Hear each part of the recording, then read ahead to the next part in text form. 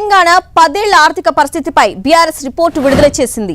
తెలంగాణ ఆస్తుల పేరుతో 51 పేజీలతో report release చేసింది బీఆర్ఎస్. డిపార్ట్మెంట్ల వారీగా 10 ఏళ్లలో సృష్టించిన ఆస్తులు అభివృద్ధిపై నివేదిక ఇచ్చింది. ప్రభుత్వం శ్వేతపత్రం కంటే ముందే రిపోర్టు విడుదల చేసింది బీఆర్ఎస్. 2014కు ముందు ప్రస్తుత పరిస్థితి పోలుస్తూ రిపోర్ట్ వివరాలు వెల్లడించింది. కాళేశ్వరం, పాలమూరు, రంగారెడ్డి ఎత్తిపోతల పథకం సహా నీటి ప్రాజెక్టుల వివరాలు వెల్లడించింది.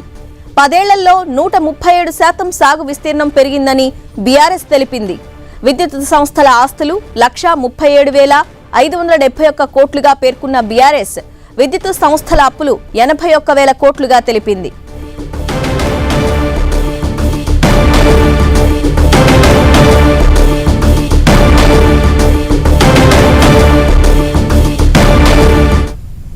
దే అంశంపై అప్డేట్స్ మా ప్రతినిధి ప్రతాప్ అందిస్తారు.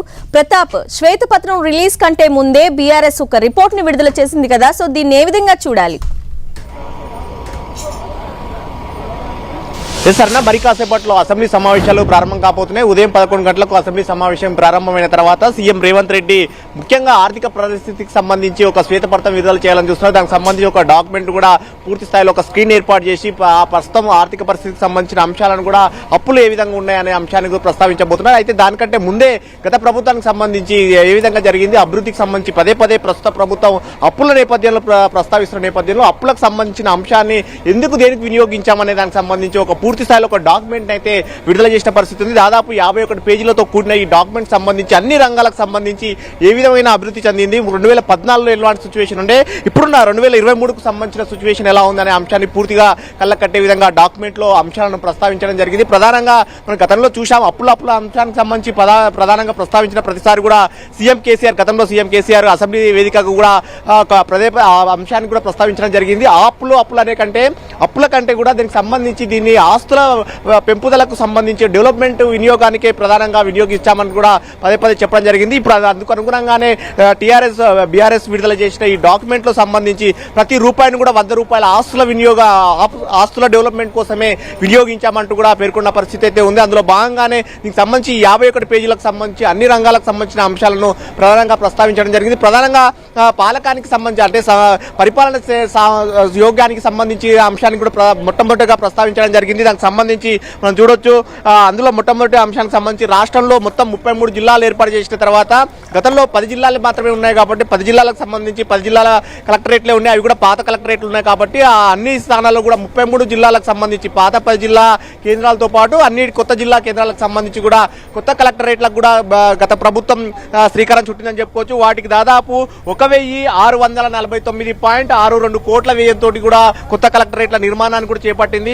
ఆ కొత్త కలెక్టరేట్ల నిర్మాణానికి సంబంధించి ఇప్పటికే 25 చోట్ల కూడా వాటిని అన్నింటినీ కూడా ప్రారంభం చేసుకోవడం జరిగింది. సో మొత్తం మీద ఇట్లా ప్రతి దానికి సంబంధించి ముఖ్యంగా మున్సిపాలిటీలకు సంబంధించి కూడా గతంలో 2014లో 52 మున్సిపాలిటీలు 6 కార్పొరేషన్లు మాత్రమే తెలంగాణలో ఉంటే తర్వాత దీని పరిపాలన సౌలభ్యం కోసం పట్టణాభివృద్ధి పెంపొందించడం కోసం దాదాపుగా 128 మున్సిపాలిటీలు 13 కార్పొరేషన్లు వీటిని ఏర్పాటు చేయడమే కాకుండా కొత్త మున్సిపాలిటీలు ఏవైతే ఏర్పాటైనాయో ఆ కార్పొరేషన్లు ఏర్పాటైనో వాటి చోట్ల భవనాలను అంటే పరిపాలనకు అనుకూలంగా ఏర్పాటు చేయడానికి భవనాలకు సంబంధించి వాటిని కూడా డెవలప్మెంట్ చేసినట్టు కూడా అందులో పేర్కొనడం జరిగింది. ముఖ్యంగా పరిపాలనకు సంబంధించి అంటే రాష్ట్ర అభివృద్ధి సూచికి ప్రధానంగా మనం రోడ్లను ప్రస్తావించాల్సి ఉంటుంది. రోడ్లు ఎక్కడైతే ట్రాన్స్పోర్టేషన్ కు అనుకూలంగా ఉంటాయో అక్కడ రాష్ట్ర అభివృద్ధిని కూడా మనం ప్రధానంగా సూచిక పేర్కొనవచ్చు. ముఖ్యంగా R&B రోడ్లను గతంలో PR రోడ్లు పంచాయతీరాజ్ శాఖకు ఉన్న రోడ్లను కూడా R&B డెవలప్మెంట్ చేసి కూడా ఆ రోడ్లను డెవలప్మెంట్ చేసిన పరిస్థితి అయితే కనబడతా ఉంది. తెలంగాణ గత 10 ఏళ్లకు సంబంధించి దాదాపు 24,245 కిలోమీటర్లు 2014 వరకు R&B రోడ్లు ఉంటే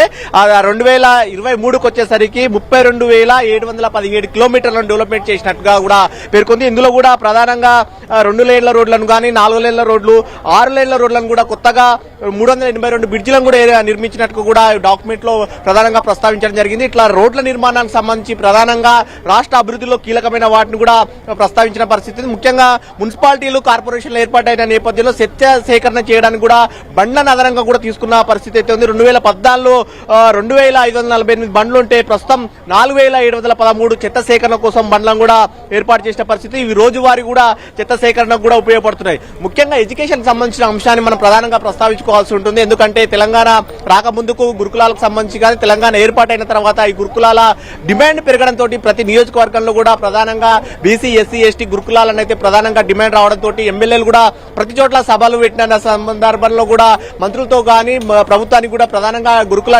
గురుకులాల ఏర్పాట్లు కొత్తగా కావాలని డిమాండ్ వచ్చిన నేపథ్యంలో 2014కు ముందు 293 మాత్రమే గురుకులాలు ఉంటే ప్రస్తుతం 1022 గురుకులాలు అంటే చాలాగా మనం చూడొచ్చు. వేరియేషన్ కూడా ఎంత వరకు ఉందనేది 293 నుంచి 1022 వరకు కూడా గురుకులాలను కూడా పెంపొందించిన పరిస్థితి ఉంది.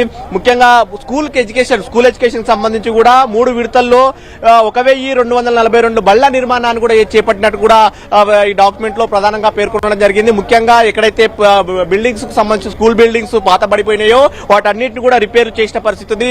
చాలా స్కూళ్లలో చూసినట్లయితే 1521 స్కూళ్లలో కూడా సౌర విద్యుత్ అంటే సోలార్ కు సంబంధించిన ఎక్విప్మెంట్ కూడా ఏర్పాటు చేసిన పరిస్థితి ఉంది. ఎందుకంటే అక్కడ విద్యుత్ సంబంధించి కూడా కంటిన్యూయేషన్ గా ఉండాలనే ఒక ఆలోచనతో స్కూళ్లలో కూడా చాలా స్కూళ్లలో కూడా కంప్యూటర్లు కూడా ఏర్పాటు చేసి పిల్లలకు మెరుగైన విద్య కోసం ఉపయోగించిన నేపథ్యంలో అక్కడ సోలార్ విద్యుత్ కూడా ఏర్పాటు చేసిన పరిస్థితి ఉంది. ముఖ్యంగా కేజీ టు పీజీ అనే అంశాన్ని కూడా పదే గత ప్రభుత్వం పేర్కొంది కాబట్టి ఆ కేజీ టు పీజీ అంశాన్ని కూడా గంభీరావుపేటలో చేపట్టిన ఒక మోడల్ ను కూడా ఇందులో ప్రస్తావించడం జరిగింది. దాదాపు 70 గదులతోటి చేపట్టిన నిర్మాణం కానీ దాదాపు 3500 మంది విద్యార్థులకు ఉపయోగపడే విధంగా చేపట్టిన తీర్చిదిద్దిన విధానాన్ని కూడా ఈ డాక్యుమెంట్ లో ప్రధానంగా పేర్కొనడం జరిగింది. ముఖ్యంగా ఉపాధి రంగానికి సంబంధించి దీని ఐకాన్ గా చెప్పుకోవచ్చు. తెలంగాణ ప్రభుత్వం ఏర్పడిన తర్వాత ఏ విధంగా జరిగింది, 2014కు 2023కు ఏ విధంగా ఉందనేది కూడా ప్రధానంగా ఇందులో పేర్కొనవచ్చు. దీనికి సంబంధించి 2014 ముందు కేవలం 3.3 లక్షల కోట్ల పెట్టుబడులు మాత్రమే ఉంటే దానికి సంబంధించి దాదాపుగా డబుల్ కు ఎక్కువగా అయినట్టుగా కూడా ఇందులో